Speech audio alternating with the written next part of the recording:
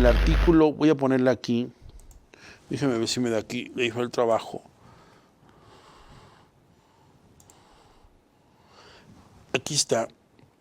En la Ley del Trabajo, si no me recuerdo, el artículo 11 establece un dato interesante. Dice, espero que se vea ahí claramente con ustedes, dice el artículo 11.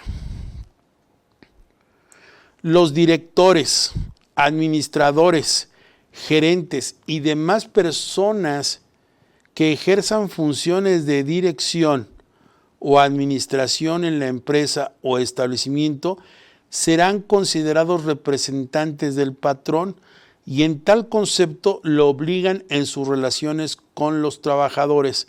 La pregunta sería, fíjense, directores, administradores, gerentes y demás personas, esto que está aquí es interesante, y demás personas que ejerzan funciones de dirección o administración en la empresa o establecimiento. Si yo regreso a donde estábamos, en la parte de la Ley del Seguro Social, nos está diciendo que cometen delito de defraudación de los regímenes de seguridad social los patrones o sus representantes. O sea, desde mi punto de vista, aquí si me ponen un poco de atención, si vemos esto, el artículo 307 con el artículo 11, el 307 de la Ley del Seguro Social con el 11 de la Ley del Trabajo, que están complementados, entonces definimos quiénes son los representantes del patrón y la única legislación que define para efectos idóneos quiénes son los representantes de un patrón, pues es este artículo 11. Entonces, ¿a poco sería que los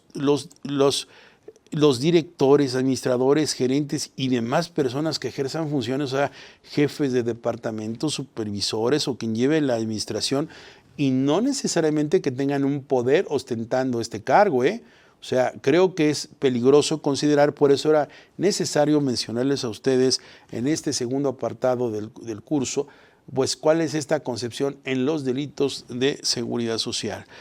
Con esto dice, dos patrones, sus representantes y demás sujetos obligados que con uso de engaños o aprovechamiento de errores omitan total o parcialmente, o sea, no es necesario hacerlo todo, puede ser una parte, ¿no? Lo que se tendrá que hacer respecto a un bimestre o a 2 bimestres o 3 bimestres bien y uno mal, es el total o parcial el cumplimiento de las obligaciones que tienen que ver con el pago de cuotas o los patronales u obtengan un beneficio indebido con perjuicio al instituto o a los trabajadores. Entonces, aquí hay un tema muy interesante todavía. Este artículo nos está diciendo que puede haber dos sujetos afectados. Dos sujetos afectados, sí, el instituto en cuanto a su patrimonio por las partes que le corresponden a este, pero también puede ser con las aportaciones, por ejemplo, para el fondo del retiro o cesantía en edad avanzada que le corresponden a los trabajadores o a las incapacidades. En el caso de un trabajador que tuviera una incapacidad total permanente y que por una cuestión de una erosión o por una defraudación, un uso de engaños, se esté diciendo que un trabajador tiene salario base de cotización, imagínense, al 50-60% de la realidad. Imaginemos que un trabajador debe ganar 20,000 pesos mensuales y únicamente lo tenemos dado de alta con 300 pesos o 250 pesos en el salario base de cotización. Es claro que estamos abajo de lo que la realidad permite evidenciar que él gana más. Y obviamente las prestaciones de seguridad social y todas las cuestiones que derivan cuando el instituto se subroga en las obligaciones del patrón en tratándose de accidentes o enfermedades de trabajo, esto provocaría, sí, un engaño y un aprovechamiento en contra del haber del propio instituto, pero también de los trabajadores. Por eso este artículo nos está diciendo el que con uso de engaños. Y aquí podríamos decir, hombre, por Dios, ¿qué uso de engaños? Bueno, el engaño puede ser muchísimo. Hay ocasiones, me ha tocado ver casos donde yo incluso he participado, no como delincuente, no como abogado de defensor de delincuentes, sino que he visto los supuestos donde precisamente, me recuerdo el caso hace 5 años más o menos, es una empresa que tenía un contrato con Procter & Gamble, es una empresa muy grande en diferentes divisiones. Entonces ellos necesitaban de moedecanes, mujeres y hombres que estaban en los centros comerciales para poder promocionar sus productos, ¿no? Entonces, de esos galanes y de esas mujeres hermosas que están en los centros comerciales los sábados y domingos y que te están diciendo, a ver, chútale aquí, si metes gol te llevas un kit de una jarra de agua con una taza personalizada. Y usted, señora, si mete aquí el gol, se lleva un lavatrastes, se lleva un delantal de esta marca. Esas personas que están haciendo demostraciones de productos o que están promocionando alguno, pues estaban en los centros comerciales. Este cliente que tuvimos, él tenía la preocupación, decía, mira, mis competidores, que son 4 grupos identificados claramente en la misma actividad, pues reciben de Procter, de la empresa que nos encargaba el producto, les pagaban la seguridad social de las demostradoras, de las demoedecanes. Y ellos lo que hacían era inscribir al Seguro Social solamente a unas cuantas personas. Y ya que habían inscrito, imagínense, eran 200 personas para un fin de semana en una campaña en un centro comercial, mandaban a Procter, a su cliente, la relación de las empresas, pero falsificaban todos los datos, es decir, le hacían creer que efectivamente ya las trabajadoras estaban inscritas a la Seguridad Social, pero solamente escribían a unas cuantas. Cuando no se daban cuenta, pues obviamente todo ese dinero se lo robaban prácticamente, y mi cliente decía, yo no quiero hacer eso porque pues está mal y es robarle a mi cliente. Y le diseñamos un esquema en el cual su preocupación era que costaba mucho tenerlas en el Seguro Social.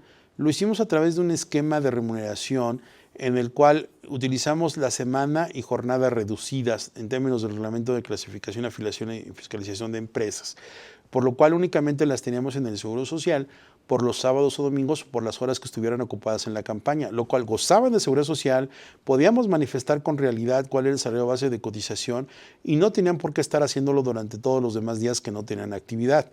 Eso, comparado con lo que hacían los otros que les costaba mucho, ese tipo de diferencia, pues permitía y permitió que efectivamente él se quedara como mayor competidor y que pudiera absorber todo por estar regular. Las otras empresas no pudieron hacerlo por 2 razones.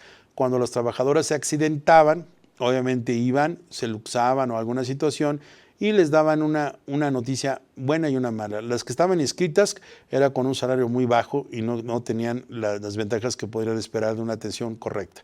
Y las que iban a atenderse, pues ni siquiera estaban inscritas en la Seguridad Social. Entonces ahí está claramente identificado cómo con el uso de engaños, y no solamente al cliente, sino que era responsable solidario, sino a ellos, a las trabajadoras, en este caso, y al propio instituto, pues habían aprovechado del uso de engaños, ¿no? Porque había una relación de trabajo, sí había una nómina, había un contrato de prestación de servicios mercantiles entre Procter y esta empresa proveedora, y realmente a sabiendas de que había la calidad de patrón en términos del artículo 12, fracción primera, tenía que inscribirlas a la Seguridad Social y darlas de alta con el salario real que percibiera. Entonces, bajo estas circunstancias, obviamente se hizo todo un andamiaje para engañar y aprovecharse de estos engaños, hasta en tanto el Seguro Social tenía que descubrir esta situación. Dice, con beneficio, obtengan un beneficio indebido con perjuicio del instituto. Y ya les dije cuál fue un beneficio indebido. Incluso pudo ser que te permitía tener cubierta la Seguridad Social, hiciste alguna deducción con lo erosionado o mal que estabas integrado a las bases, pero lograste una deducción a pesar de que estabas obteniendo un beneficio indebido. Entonces, ahí está claramente. Luego dice la segunda parte de este artículo, la omisión total o parcial del pago por concepto de cuotas obrero patronales a que se refiere el párrafo anterior comprende indistintamente los pagos por cuotas obreros patronales o definitivos por las cuotas obreros patronales o los capitales constitutivos en los términos de disposiciones fiscales. Es decir, no solamente el que no hayas tenido inscritos a los trabajadores, sino que no haberlos tenido inscritos implica que yo le di la atención médica y obviamente pues fue a lo mejor una cuestión que requirió una operación, cuidado, atención, rehabilitación, y eso produjo gastos al Instituto Mexicano del Seguro Social en la atención de un trabajador que no tenías inscrito, y obviamente eso también representa para el instituto un menoscabo y esto constituye también una acción delictiva. Entonces también los capitales constitutivos, que son aquellos créditos fiscales que se constituyen por no haber inscrito o por haber erogado por parte del instituto una prestación que tuvo que conceder a los trabajadores, pero por cuestiones del patrón y su responsabilidad, no solamente administrativa, sino penal, pues se produjo. Y ya el artículo 308 de esta ley del Seguro Social nos dice que el delito de defraudación a los regímenes de Seguro Social se sancionarán con las siguientes penas. Aquí ya nos está diciendo, ya te dije cuál es la defraudación fiscal, que son a los regímenes, y ya conocemos cuáles son esos regímenes de seguridad social. Sin embargo, dice, ahora vienen las sanciones, con prisión de 3 meses a 2 años, cuando el monto de lo defraudado no exceda de 13,000 salarios mínimos diarios vigentes. Obviamente les dije que esto fue hace 20 años y las leyes no se han modificado. Tendríamos que ver si en este contexto, de acuerdo a los cambios que hubieron en la UMA, se tiene que considerar que cualquier legislación que haga alusión al salario mínimo o a alguna situación se entiende que debe ser a las sumas. Lo importante aquí a considerar es que hoy el salario mínimo es mucho más alto que la UMA debe andar por el orden de casi los 90 pesos y el salario pues está rondando por el tipo 147 pesos. Entonces, claro que estamos hablando de casi pues 50, 60 pesos por encima y esta multiplicación quedaría corta, lo cual tendría que ajustarse. Con prisión de 2 a 5 años cuando el monto exceda de 13,000 salarios vigentes en el Distrito Federal, pero no de 19,000 salarios. Esto igual seguirá la misma suerte de los comentarios. Con prisión de 5 a 9 cuando el monto fuere mayor de 19,000 salarios diarios vigentes. Cuando no se pueda identificar la cuantía, la pena será la establecida en la fracción 1 de este artículo. O sea, aun cuando no estuviera establecido, pues nos vamos a la más baja naturalmente.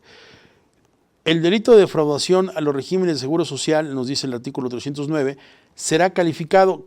Esto sucede también en el Código Fiscal. Recuerden que cuando nosotros estamos hablando del artículo 108 y 109 del Código Fiscal de la Federación, nos dice qué es la defraudación fiscal, qué es la defraudación fiscal equiparada y cuándo se considera que es calificada. Lo calificado de un delito es así como agregarle algo de gravedad, agregar gravedad a las cuestiones y que hoy en día lo que las leyes están haciendo para adecuar esta calificativa es que al ser calificado el delito, pues necesariamente se tiene que activar lo que es el tema de la prisión preventiva oficiosa, es decir, que no tienes el derecho o la posibilidad de enfrentar el proceso fuera de lo que es toda esta situación. ¿Por qué? Por los cambios que ya se tuvieron hace algún tiempo, bueno, no hace algún tiempo, prácticamente para 2020, toda la cuestión que tiene que ver con el cambio de seguro social. Aquí te voy a proyectar tantito este material donde vemos esta lámina, que es a lo que me estoy refiriendo. La reforma penal tributaria que se tuvo para 2020 fue a través de este, digamos, sándwich, porque la base que tengo abajo no necesariamente fue en 2020, pero está conglomerada al efecto que nosotros estamos exponiendo. Es decir, se modificó la Constitución, el artículo 18-19, para considerar el tema de la prisión preventiva oficiosa como delitos graves, es decir, aquellos que atentan contra la seguridad nacional. Por eso se tuvieron que modificar para 2020 el Código Fiscal de la Federación, la Ley Federal contra la Delincuencia Organizada, la Ley de Seguridad Nacional, el Código Nacional de Procedimientos Penales, el Código Penal Federal y también de cierta forma yo aquí lo incorporo, aunque no juega tanto el papel para este contexto, pero que sí está en esta armonía legislativa de lo penal tributario, pues la Ley Federal para identificar operaciones con recursos de procedencia ilícita, es decir, la ley del lavado de dinero. Y yo pongo como base lo peligroso de esto porque el producto de todas estas cuestiones pues tiene que ver con la ley de extinción de dominio, ¿no? Es decir, donde se produce un delito, donde hay una cuestión que se prestó al acto delictivo, pues obviamente la ley de extinción de dominio permite que el Estado la confisque, la retire y después pueda hacer con ella la venta y decirte, pues esto fue lo que tocó y si pierdes, pues te diría, pues tienes razón, te defendiste, aquí está la parte remanente de la operación. Una ley que hemos comentado a través de aquí de varios cursos, de CADEFI, y esto, bueno, pues ya lo expliqué en el módulo primero de este curso. Lo que quiero decir es que en términos, regresando a lo que está en la legislación que estamos analizando ahora de la Ley de Seguro Social, cuando hablamos de que sea calificado, pues es una cuestión que busca, como lo vemos en el Código Fiscal de la Federación, el camino para que se enfrenten los delitos sin derecho, digámoslo coloquialmente así, no es así la expresión, pero hoy diríamos para efectos didácticos, es así como no tienes derecho a fianza, es decir, no vas a poder estar afuera enfrentando el proceso, vas a estar guardadito en lo que esto acontece. Entonces dice, el delito de defraudación a los regímenes de Seguro Social será calificado cuando los patrones o sus representantes y demás sujetos obligados a sabiendas omitan el entero de las cuotas sobre retenidas de los trabajadores en los términos y condiciones. Algo que yo he aprendido en todos estos 27 años que yo les puedo compartir hoy, esto que está aquí, esta descripción de este delito, de este hecho típico que la ley señala como delito, pues tiene lo que nosotros le denominamos un elemento subjetivo en el tipo, es decir, el elemento subjetivo del delito del tipo y tipicidad son cosas diferentes, ¿no? El tipo es el hecho descrito por la ley como delito, que es esa acción o omisión que se persigue o se castigará. Y la tipicidad es esa conducta adecuada a lo que se señala en el tipo. Entonces aquí vemos que el tipo, que es la conducta, que es la hipótesis, dice a sabiendas. Por eso en México tenemos una frustrante y evidente situación donde los delitos de seguridad social no han sido tan prósperos o tan fructíferos debido a una ambigüedad de su redacción, dos, lo laxo que puede ser la cuestión de exigir algunas conductas y este elemento subjetivo del delito que significa a sabiendas le pondría el total declive a esta intención. ¿Por qué? Porque entonces bastaría decir que el sujeto involucrado no sabía y la autoridad tendríamos que demostrar que sí sabía lo que estaba haciendo y este elemento subjetivo es el que desvanece toda responsabilidad penal desde mi punto de vista y en la práctica lo que yo he visto, ¿no?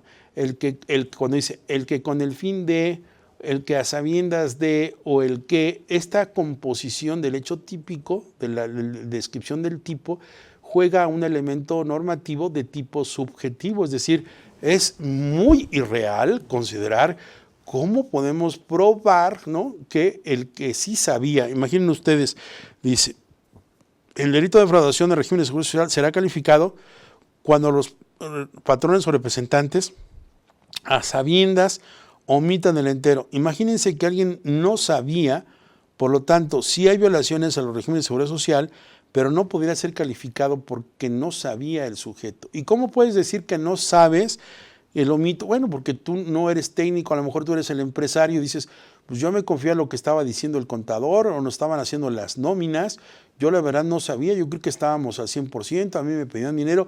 Realmente tendríamos que probar que realmente el sujeto imputado sí conocía de esta situación.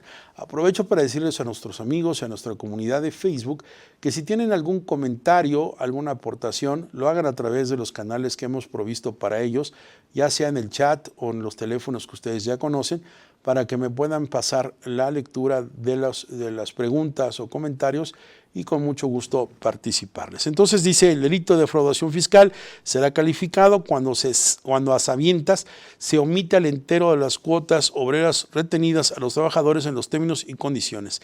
Y obviamente habla de una calificativa cuando se tiene conocimiento y se quiere, dice, omitan el entero de las cuotas, dice, de los retenidas a los trabajadores. Cuando el delito sea calificado, la pena corresponderá a una mitad. Significa que no habrá calificación cuando no se trata de los delitos como tal, que sean distintos a las cuotas obreras en la parte que al instituto corresponden. O sea, fíjense qué interesante es esto, ¿eh? Estamos hablando de las retenidas a los trabajadores, no las que debieran corresponder en su parte al instituto. Vamos a hacer una pausa aquí para poder ver algunas preguntas que hemos estado recibiendo. Muy bien, a ver. Nos dice Antonio, soy el doctor Santillán, como siempre un deleite escuchar sus valiosos comentarios. Muchas gracias, Antonio. Una pregunta, si una empresa llega a tener fincado un crédito fiscal, la autoridad puede llegar a congelar las cuentas bancarias de los socios. Gracias, te mando un saludo, Cora. ¿Y hasta dónde llega a ser responsable y administrador único de la asociación en esta situación? Sí, Antonio, fíjate que lo último que yo he visto en estos meses, en estos 2 años, la autoridad fiscal está presionando mucho a los socios accionistas. Lejos de que se ha modificado el artículo 26 del Código Fiscal de la Federación, que habla de la responsabilidad solidaria en el caso de la fracción 3 y 10 de este artículo, hacia síndicos, liquidadores, administradores, gerentes, directores generales, obviamente socios accionistas, del inciso A al inciso I de esta fracción 10ª, en el cual establece que si una persona moral tiene un crédito fiscal, ya desde que no la localiza o no le puede cobrar, va al domicilio de las personas físicas. Recordemos que para 2020-2021 se ha cambiado la cuestión de el tercero, ¿no? O vinculado con la empresa. He visto actos arbitrarios donde sí embargan o cancelan los sellos o congelan las cuentas bancarias, así como se dice coloquialmente, de los socios accionistas.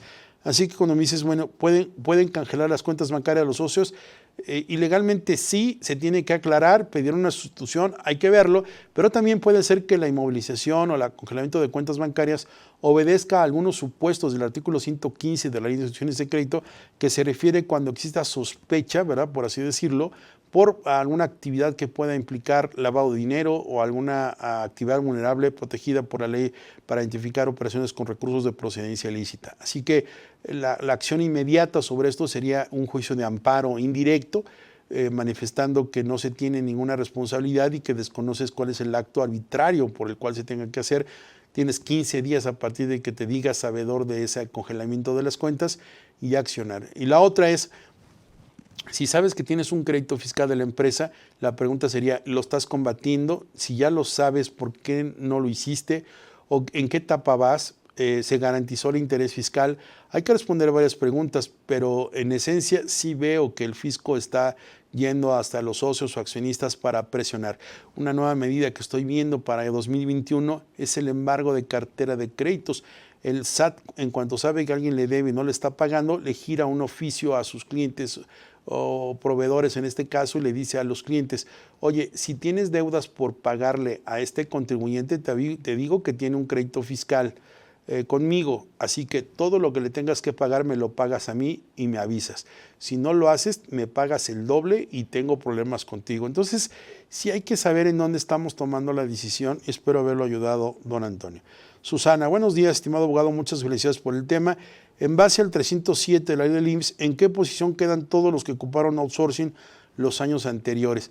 Pues muy buena pregunta, mi estimada Susana. Efectivamente, el artículo 9 transitorio del decreto del 23 de abril, que dio reforma a 8 legislaciones, pero 6 en lo que a nosotros atañe en el tema de la subcontratación laboral, que fue principalmente la Ley Federal del Trabajo, la ley del IVA, la ley de impuesto sobre la renta, el Código Fiscal de la Federación y por supuesto pues la Constitución en el artículo 127 da motivo para que nosotros pudiéramos considerar que el 9 transitorio está redactado en sentido pretérito inverso, es decir, no dice así en palabras más, palabras menos, no nos quita de perseguir los delitos que se hubieran cometido con la entrada en vigor de este decreto por aquellos esquemas de subcontratación. Es decir, no están prescritos. Las personas que no hicieron lo correcto en las empresas de outsourcing estarían totalmente puestas para pasarles el cuchillo por el tema de responsabilidad penal.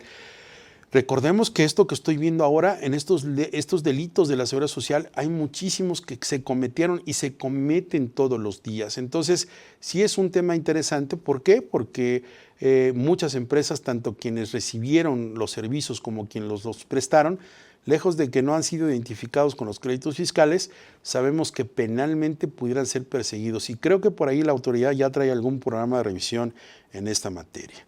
Buen día, licenciado Santillán, mi nombre es Carmen Macedo. Para no incurrir en un fraude, ¿cómo puedo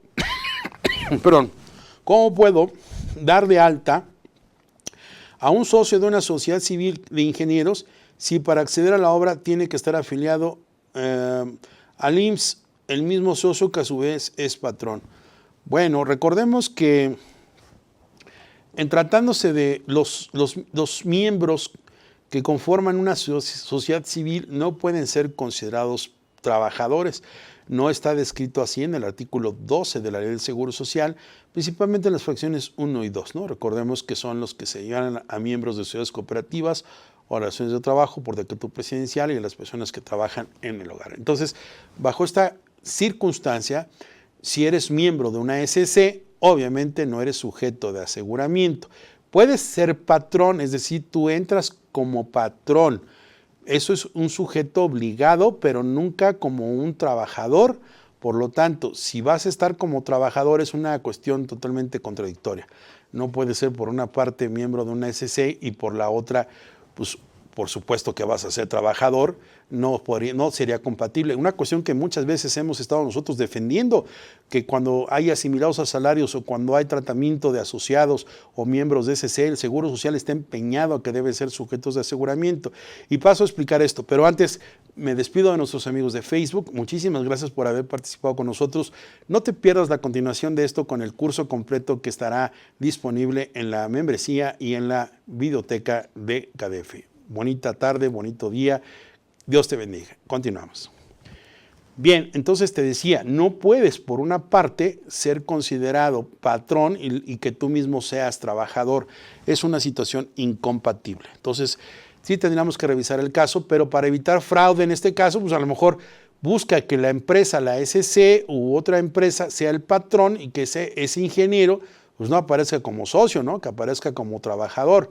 Eso sería una alternativa, pero no podríamos hacer esa situación de buscar una ventaja de que la sociedad civil acude a registrarse como ente patronal y luego das de alta al socio que está en esa sociedad, lo das de alta como trabajador, pues es incompatible, porque no puede ser que muchas veces estemos alegando que no y ahora por algún beneficio sea que sí. Es más, pasaría todo eso y el Seguro Social te diría, bueno, pues ¿cuál fue la intención? ¿Con qué motivo lo hiciste? Si no es un sujeto de aseguramiento como tal. Bien, espero seguir recibiendo, son las preguntas que tengo hasta ahora, seguiré recibiendo en el chat y bueno, seguimos analizando el artículo 310. Será sancionado con las mismas penas de defraudación a los regímenes social a quienes a sabiendas se dan cuenta, aquí ya obviamente lo estoy diciendo como abogado, para que ustedes se den toda la magnitud del elemento subjetivo del delito, en el sentido de que el que a sabiendas, o sea, bastaría decir que no supe o que no sabía, y ya con eso no hay delito. Esa es una crítica. Yo, desde que estaba yo estudiando hace más de 30 años, estaba yo estudiando en la licenciatura, yo recuerdo que esto lo explicaban mis maestros y me explicaban así, ¿no? El elemento normativo del delito, el que a sabiendas puede constituir el elemento para excluir totalmente responsabilidad penal. Yo me quedaba reflexionando en esas clases y yo decía, o sea, qué sencillo es darle vuelta a la ley penal, ¿no? O sea, mientras no te adecues a los supuestos jurídicos, pues no hay consecuencia de derecho. Y hoy en día sigo leyendo artículos donde tienen este elemento subjetivo y basta entonces demostrar que alguien no sabía o que no tenía la intención, porque es muy subjetivo poderle atribuir ese distinto alcance. Entonces, estas modificaciones urgen a la ley del Seguro Social. Es una buena propuesta para aquellos que nos siguen como estudiantes y que están hoy en día aquí escuchándonos y viéndonos en el programa del curso.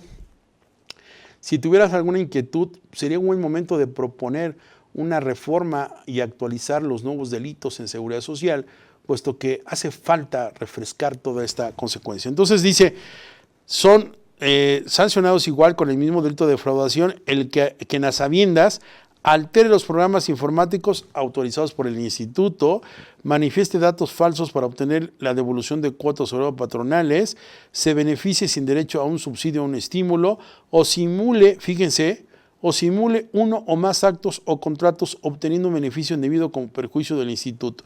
O sea, este artículo 310 que nos dice que incurre o será sancionado igual con las mismas penas de defraudación el que a sabiendas, yo bastaría decir que no simulé, yo no sabía. Y esta simulación de actos, uno o más actos, contratos celebrados obteniendo un beneficio indebido con perjuicio del instituto, Eso precisamente por eso no vemos al Instituto Mexicano del Seguro Social tan activo, no lo vemos con muchos casos de defraudación fiscal en Seguridad Social, porque hay elementos muy cortos, muy añejos, muy atrasados, ya caducos, que realmente no permiten esta situación. Entonces, pues bastaría decir que yo no supe, o que no sabía, o que no tenía yo ese conocimiento para no estar en el supuesto de calificativa, o en el caso de equiparables para ser sancionado igual a los defraudación a los sistemas de regímenes de seguridad social. El 311 dice: se impone sanción de 3 meses a 3 años a los patrones o sus representantes y demás sujetos que no formulen los avisos de inscripción o proporcionan al instituto, fíjese, no formular avisos.